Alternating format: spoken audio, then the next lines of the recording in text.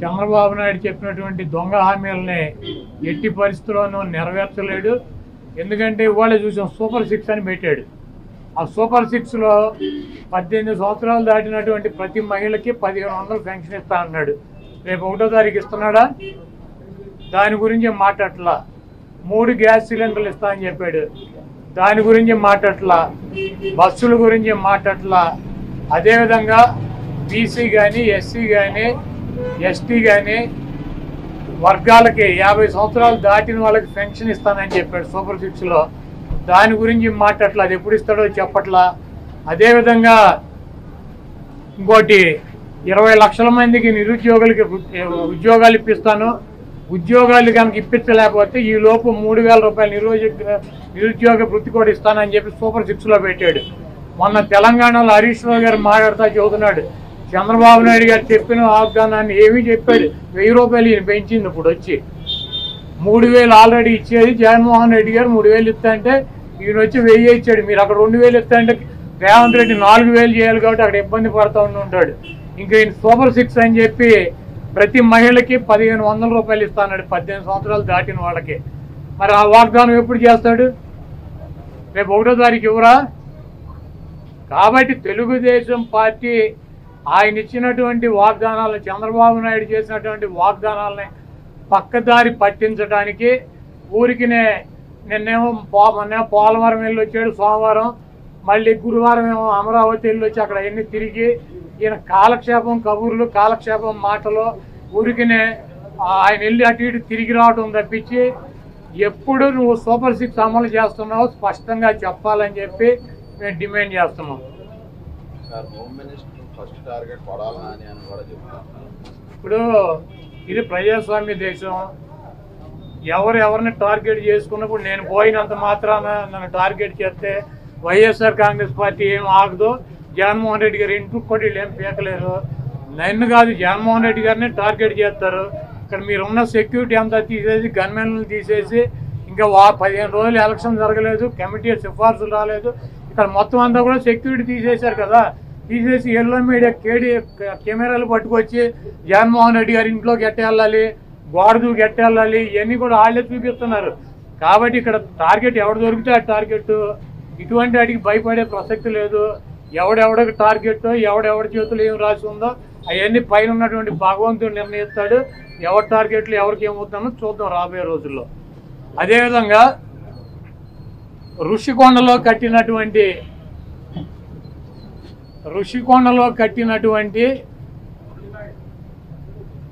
పర్యాటక కేంద్రంలో కట్టినటువంటి భవనాలనే ఈ సిగ్గు ఎగ్గు లేనటువంటి తెలుగుదేశం పార్టీ, ఈ సిగ్గు ఎగ్గు లేనటువంటి ఎల్లో మీడియా అది జగన్మోహన్ రెడ్డి గారి నివాసం అని చెప్పి చూపిస్తున్నారు 3 రోజుల నుంచి.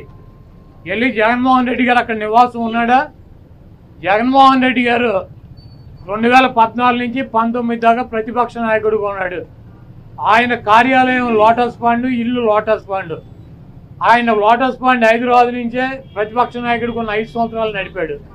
ముఖ్యమంత్రి అయిన తర్వాత 5 సంవత్సరాలు ఈ తాడేపల్లిలో ఉన్నటువంటి ఇల్లు, క్యాంప్ ఆఫీస్ ఇక్కడి నుంచే నడిపాడు ఆయన కార్యాలయాన్ని కానీ ఇంటిని కానీ. జగన్మోహన్ రెడ్డి గారి రక్తంలో లేదు.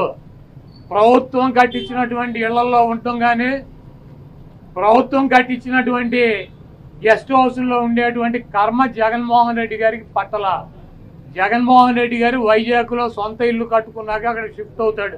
అంతేగాని టూరిజం ప్లేస్లో కట్టినటువంటి ఆ హౌస్లో జగన్మోహన్ రెడ్డి గారు వెళ్తాడని చెప్పి ఎవడు చెప్పాడు వీళ్ళకి, వెధవులకి? అది జగన్మోహన్ రెడ్డి గారి కోసం కట్టించుకున్నటువంటి ఇల్లు అని చెప్పి రకరకాలైనటువంటి కథనాలు రాస్తున్నారు. అది ఒక అంతర్జాతీయ రాజధానిగా తీర్చిదిద్దాలన్నదే వైఎస్ఆర్ కాంగ్రెస్ పార్టీ లక్ష్యం. దాన్ని రాజధాని చేయాలన్నదే ఆ రోజు నిర్ణయించుకున్నాం. కాబట్టి అక్కడ ఇంటర్నేషనల్ సెమినార్లు జరుగుతున్నాయి. అనేక మంది ఇంటర్నేషనల్ సంబంధించినటువంటి దేశ విదేశాల నుంచి అనేక మంది పారిశ్రామికవేత్తలు వస్తున్నారు. కనీసం వాళ్ళకి సౌకర్యం ఉండటానికి అవకాశం లేనటువంటి పరిస్థితి ఉంది. కాబట్టి ఉత్తరాంధ్రలో ఉద్దానంలో దాదాపు 700 కోట్ల రూపాయలు పెట్టి హాస్పిటల్ కట్టించారు కిడ్నీ పేషెంట్ల కోసం అని చెప్పి. అదేవిధంగా విజయనగరం కావచ్చు, లేదా పార్వతీపురం కావచ్చు, ఉత్తరాంధ్రలోనే 650 కోట్ల రూపాయలు పెట్టి ఒక్కొక్క మెడికల్ కాలేజీ కట్టించారు. అదేవిధంగా టూరిజం ప్లేస్లో అంతర్జాతీయ సంస్థలు కానీ వ్యక్తులు కానీ వచ్చినప్పుడు అక్కడ ఒక విధిది ఉండాలని చెప్పి ఒక మంచి భవనాన్ని నిర్మిస్తే 7 బిల్డింగులు అయ్యి, ఒక బిల్డింగ్ కాదు 7 బిల్డింగుల్లో జగన్మోహన్ రెడ్డి గారు ఉండరు. 7 బిల్డింగులు కట్టారు.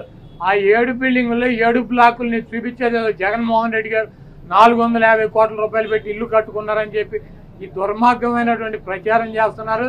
ఇవన్నీ కూడా ప్రజలు గమనిస్తారు. కేసులు పెడితే ఎందుకు పెట్టావు కేసు అని అడిగితే దానికి సమాధానం చెప్పకుండా ముందు నిన్ను అరెస్ట్ చేస్తున్నాం, తర్వాత కేసు డీటెయిల్స్ ఇస్తా ఉంటారు. ఇలాంటి చాలా జరిగాయి. ఇవన్నిటికీ పరిష్కారం కోసం ఈరోజు మనం చూసిన తర్వాత ఇది మాకేదో అధికారం అని మేము అనుకోవడం లేదు, ఒక బాధ్యత. మేము పాలకులమే కాదు సేవకులం అని చెప్పి నినాదానికి శ్రీకారం చుట్టారు. ఇవన్నీ గుర్తుపెట్టుకొని పనిచేస్తాం. నేను చాలా స్పష్టంగా సూపర్ 6 ఇచ్చాం. అదే మాదిరిగా ప్రజాగళం ఎన్నికల మేనిఫెస్టో ఇచ్చాం. ఇవన్నీ కూడా ప్రజల్లోకి బాగా వెళ్ళాయి. ఒక హోప్ క్రియేట్ అయింది. ఇవన్నిటి ఫలితాలే నిన్న వచ్చాయి.